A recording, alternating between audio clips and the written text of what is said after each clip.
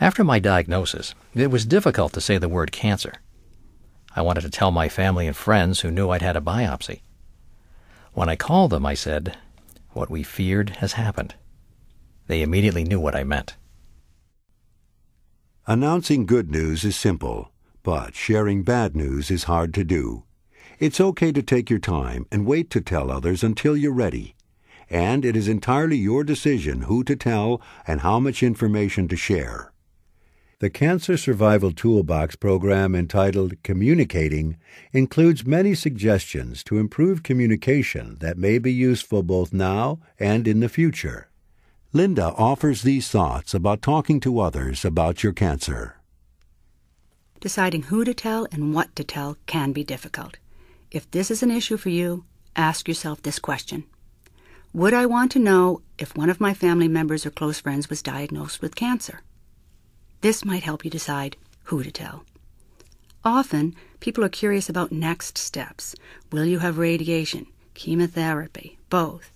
They may wonder where and when you'll have surgery. If the time is right for you, answer their questions as best you can.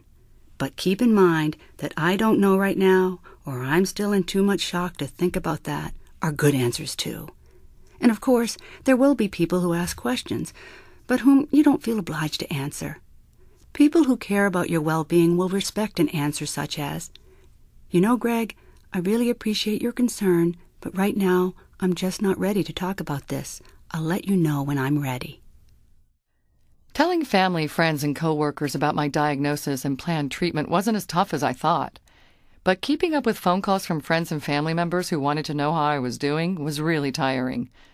My friend Jan offered to send emails once a week to keep everyone posted, and would include pictures too if I wanted. Accepting Jan's offer was a great decision. Once a week, I give her an update on how I'm feeling, how treatment is going, the highs and the lows, and anything else I want to share. Then Jan sends the next chapter of my journey with cancer to everyone on the email list.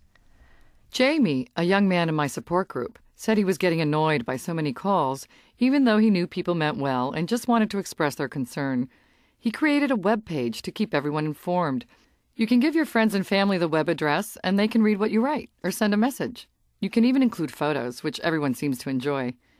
In addition to his web page, Jamie also assured his friends and family he'd call if he needed help or wanted company, and was able to keep the telephone calls to a minimum.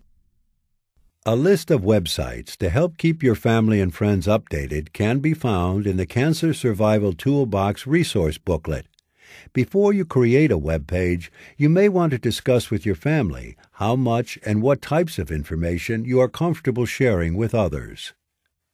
Most families find being honest and open about their cancer and feelings helps them handle changes that occur. Telling your children about your cancer is another aspect of cancer that is not easy for many people. Of course, the age of the children makes a difference, although even adult children may be quite distressed by the news of a parent's cancer. The National Cancer Institute booklet called "When Somebody in Your Family Has Cancer" provides guidance and suggestions that can help families cope with a loved one's illness. Likewise, the American Society of Clinical Oncology has a website devoted to the needs of patients and survivors and their families, cancer.net, that also offers educational information, guidance, and support to people who are affected by cancer. One resource I use a lot is the book When a Parent Has Cancer by Dr. Wendy Harpham, a cancer survivor, wife, and parent of 3 young children. In this book, Dr. Harpham describes how she and her family have dealt with her illness in ways that didn't rob the kids of their childhood, and help the entire family learn and use positive coping skills. Dr. Harpham suggests that families work towards making a new normal for family life, including looking at the cancer as a manageable part of daily life. I know, too, it's really crucial to be honest. Tell your children you have a serious illness, and doctors and nurses are working to help you get better. Depending on your situation, some honest talk about the possibility of death might also be in order. Give children time to ask questions and to express their feelings and fears. Make it a point to let your children know their basic needs will always be met. Children should also know they did nothing to cause your cancer.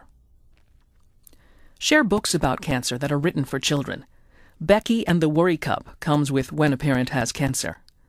Other books that may be helpful include Sammy's Mommy Has Cancer by Sherry Kohlenberg, Imagination Press, 1993. Our Mom Has Cancer by Abigail and Adrian Ackerman, American Cancer Society, 2001. When Mommy Had a Mastectomy by Nancy Greenfield, Bartleby Press, 2005. You're Getting Better by Alex, Emily, and Anne Rose Silver, American Cancer Society, 2007. And Let Colors Out by Corey, American Cancer Society, 2009. Learn and As time goes on and more families are facing cancer, more books will appear. Bookstore customer service people and librarians often have information about new and useful books. Children need to know that although things are different, your love for them has not changed. It's also important to let other adults in your children's lives know about your cancer. Teachers, coaches, neighbors, and parents of your children's friends.